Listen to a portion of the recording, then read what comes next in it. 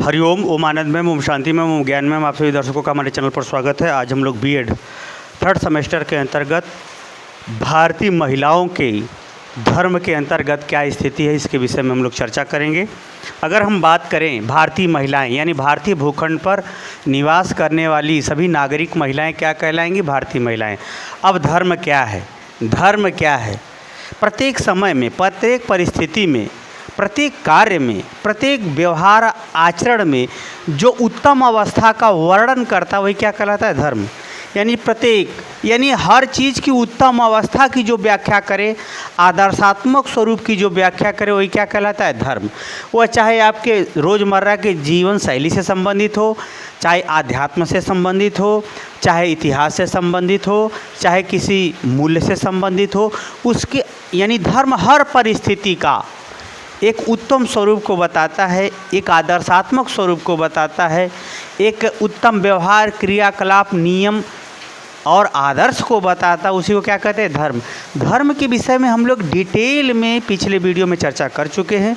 Play list में जाइए, उसको आप डिटेल में वहाँ से जब आप पूरा पढ़ लेंगे तो आपके पास पर्याप्त शक्ति, पर्याप्त सोच समझ इस टॉपिक को समझने का आधार बना देगी।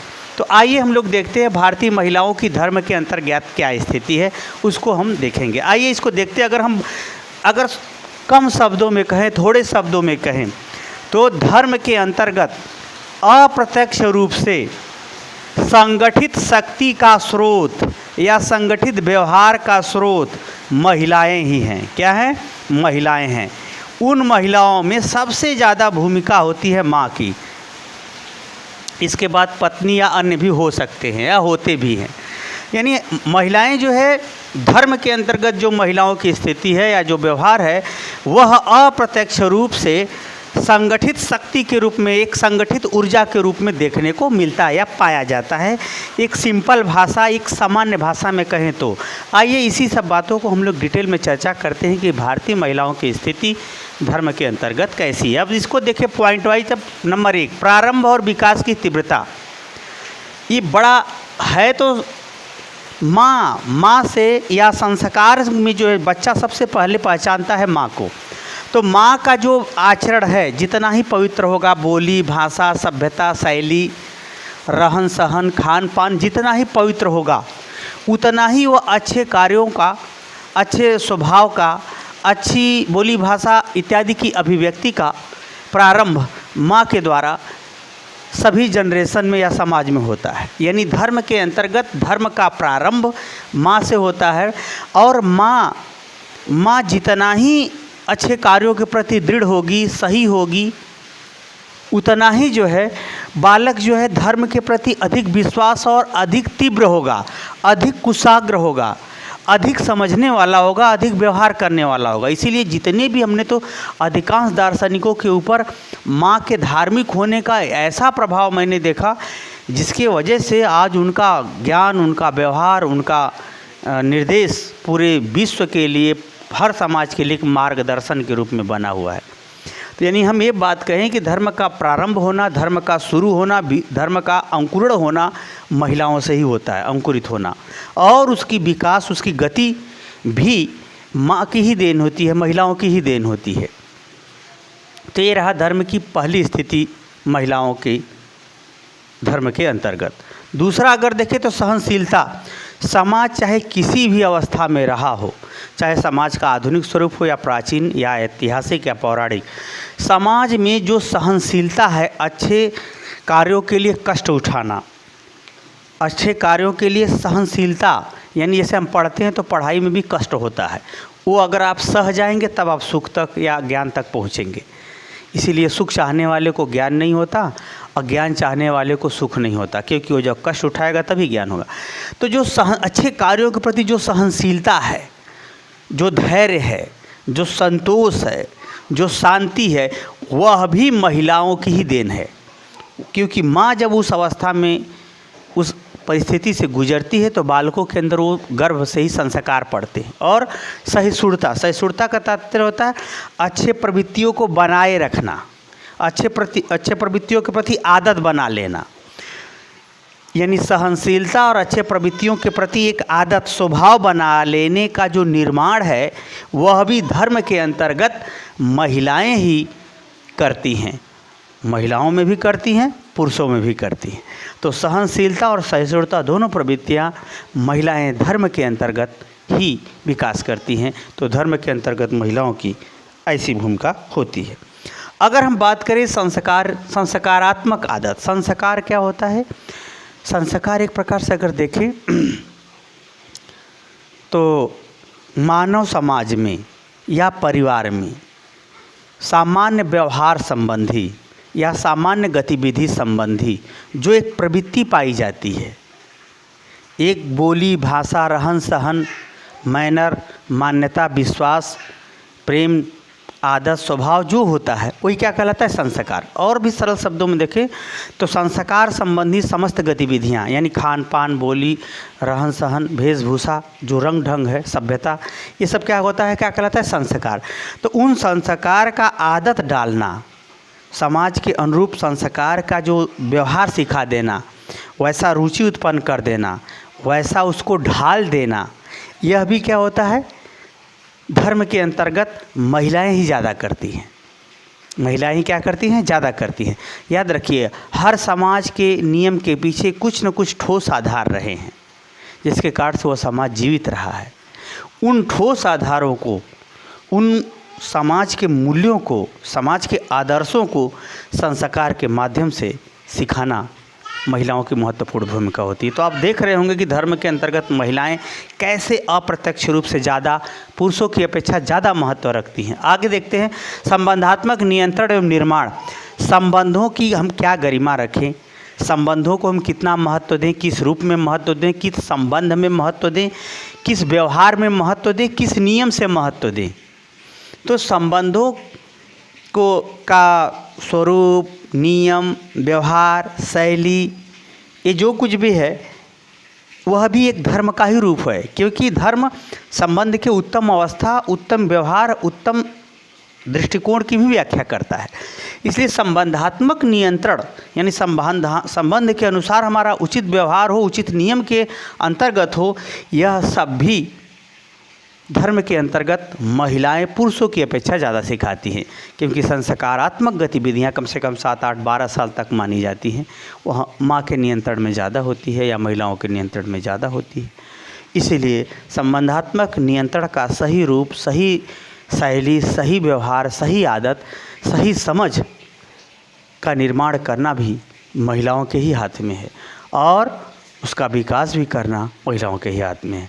आगे अगर हम चले आदर्शात्मक स्वरूप एवं मार्ग, जैसे अगर हम बात करें तो महिलाएं जो होती हैं घरेलू स्तर पर और सामाजिक स्तर पर या राजनैतिक स्तर पर या राजतंत्र के अंतर्गत भी इतिहास में देखें तो महिलाएं भी अपने अपने क्षेत्रों में एक आदर्श स्थापित किया है।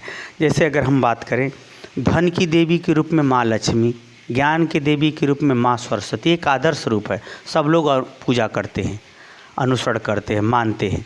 उसी तरह शक्ति के रूप में माँ दुर्गा को याद किया जाता है। उसी तरह से अगर स्वतंत्रता संघर्ष का आंदोलन है तो रानी लक्ष्मीबाई को, रानी चेन्नम्मा को याद किया जाता है। उसी तरह से महाराणा प्रताप और हिंदू सनातन धर्म के अंतर्गत जो एक आदर्श और मर्यादा का, क्षत्रिय धर्म का व्यवस्थित पालन करने वाला जो स्वरूप रहा वो राणा प्रताप का ही रहा। बाकी तो उसके बाद नीचता में ऐसी उपाधि स्वीकार कर लिए जो आज तक लोग हटा नहीं सके। क्या कहें उसके बारे में, कहना उचित नहीं होगा। तो यानी एक बात कहें तो आदर्शात्मक स्वरूप यानी उत्तम अवस्था से अवगत कराना, स्त्रियों का आदर्श स्त्रियों के अनुसार, पुरुषों का आदर्श पुरुषों के अनुसार समझाना, सिखाना, बताना, जागरूक करना, या लड़कियों का व्यवहार उत्तम महिलाओं जैसा, लड़कों का व्यवहार उत्तम पुरुष जैसा सिखाना, पढ़ाना, समझाना, उसके सोच समझ का मार्ग बनाना, यह भी कार्य संस्कार के अंतर्गत लगभग 12 अवस्था तक महिलाएं ही अप्रत्यक्ष रूप से पुरुषों की तुलना में ज़्यादा नियंत्रित करती हैं, ज़्यादा गाइड करती हैं, यानी आदर्शात्मक स्वरूप और मार्ग। अगला है चरित्र निर्माण। चरित्र का मतलब एक प्रकार से समझिए चरित्र जिसका व्यवहार जितना अच्छा है, जितना पवित्र है, जितना न्याय संगत है, जितना ही क्रियायुक्त है यानी उत्तरदायित्व उठाने वाला है, उसका उतना ही चरित्र अच्छा है। चरित्र का मतलब ही होता है चाल चलन। चाल चलन संबंधों के अनुसार चाल चलन, क्रियाओं के अनुसार चाल चलन, लेन देन के संदर्भ में चाल चलन, पवित्रता के संदर्भ में चाल चलन, सोच के समझ में चाल चलन। यानी सोच और व्यवहार सही दिशा में है तो आपका चरित्र निर्माण हो रहा है। तो ये सब चरित्र निर्माण यानी पवित्र भाव, पवित्र विचार, पवित्र कर्म, पवित्र संबंध, पवित्र शरीर इत्यादि कोई का भी निर्माण और आधार बालक या बालिका धर्म के अंतर्गत महिलाओं से ही ज़्यादा सीखते हैं। पुरुष चरित्रहीन है यानी पिता चरित्रहीन है तो बालकों का चरित्र निर्माण माँ कर सकती है, लेकिन अगर माँ चरित्रहीन हो गई तो फिर पिता के बस की बात नहीं कि वो संस्कार के अंतर्गत पूरी तरह से नियंत्रित करते हुए सही दिशा में उसे ले जा सके। तो कुल मिलाकर चरित्र निर्माण में यानी चरित्र का सीधा अर्थ पवित्रता से समझिए। शरीर की पवित्रता, विचार की पवित्रता, व्यवहार की पवित्रता, सोच की पवित्रता, ज्ञान की पवित्रता, न्याय की पवित्रता, कर्म की पवित्रता, यानी एक प्रकार से पवित्रता की बात है। तो ये सभी कौन सबसे ज़्यादा करता है? माँ ही करती है। पिता भी सिखाता है, परिवार भी सिखाता है, पड़ोस और शिक्षा भी सिखाती है, परंतु इन सब में सबसे ज़्यादा महत्व किस कौन रखता है? माँ। इसलिए धर्म के अंतर्गत चरित्र का निर्माण माँ ही करती है ज़्यादातर। अगला है उत्तम संवेगों का विकास। संवेग दो अच्छे भी संवेग होते हैं, खराब भी संवेग होते हैं। अच्छे संवेग जितने ही आगे बढ़ा दिए जाएं उतना ही बालक स्वस्थ व्यक्तित्व और अच्छा व्यवहार और सामाजिक दृष्टिकोण से भी अच्छा होता है। जैसे अच्छे संवेग प्रेम, दया, क्षमा, निडर होना, ठीक है, ये सब क्या कहलाते हैं? अच्छे संवेग। क्या कहलाते हैं? अच्छे संवेग। जब अच्छे संवेग ज़्यादा होते हैं तो व्यक्ति अच्छे स्वभाव का ज़्यादा होता है। अच्छा स्वभाव का जब ज़्यादा होगा तो वह अच्छा स्वभाव बनाने के लिए माँ का महत्वपूर्ण स्थान है, क्योंकि माँ की संवेदना बालक के गर्भ से ही और जन्म के बाद से 12 वर्ष तक तो काफ़ी जुड़ी रहती है, यानी गर्भ से लेकर 12 वर्ष तक। यानी उत्तम संवेगों का विकास उत्तम कार्य, उत्तम सोच को बढ़ावा देती है। तो ये उत्तम संवेगों का विकास का जो आधार है या जो निर्माण करती है, जो अच्छे व्यवहार संवेगों के माध्यम से सिखाने का प्रयास करती है, वह माँ ही करती है, यानी महिलाएं ही करती हैं ज़्यादा।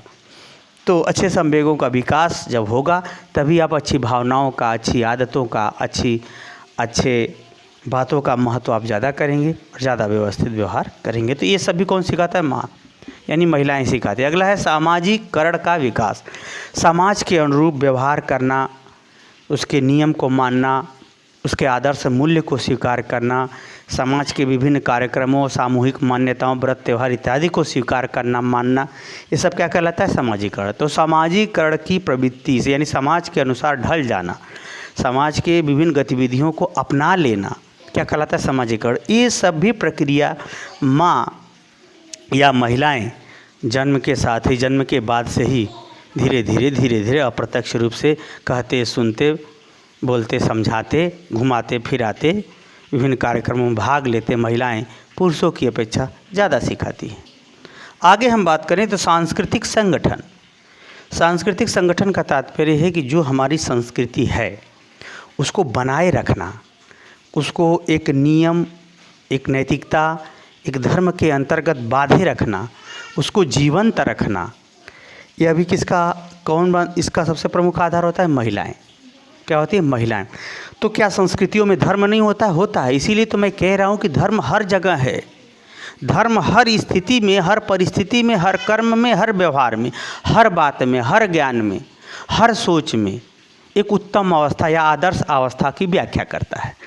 तो संस्कृति को जीवंत रखना, संस्कृति की बुराइयों को दूर करना, संस्कृति के बदलते हुए परिस्थिति में संस्कृति के अंतर्गत अपने संस्कार संबंधी गतिविधियों में जोड़ना, अपनी आदत को देश काल वातावरण के अनुसार उचित ढंग, उचित व्यवहार इत्यादि के अनुरूप बनाना, यानी संस्कृतियों को जो संगठित होती हैं, जो समय के साथ अपने आप को बनाए रखती हैं, अपना पहचान, अपना स्वभाव बनाए रखती हैं, उन संस्कृतियों को बनाए रखने में भी उस संस्कृति के नियम, आदर्श, मूल्य, मान्यता बहुत महत्व के होते हैं। उस महत्व को संगठित करने का सबसे ज़्यादा काम करती हैं कौन? महिलाएं। यानी धर्म के अंतर्गत संस्कार संस्कृति को संगठित रखने का कार्य भी महिलाएं पुरुषों की अपेक्षा ज़्यादा करती हैं। तो एक प्रकार से हमने जो महत्वपूर्ण तथ्य समझे, महत्वपूर्ण जो हमने तथ्य समझा धर्म के अंतर्गत,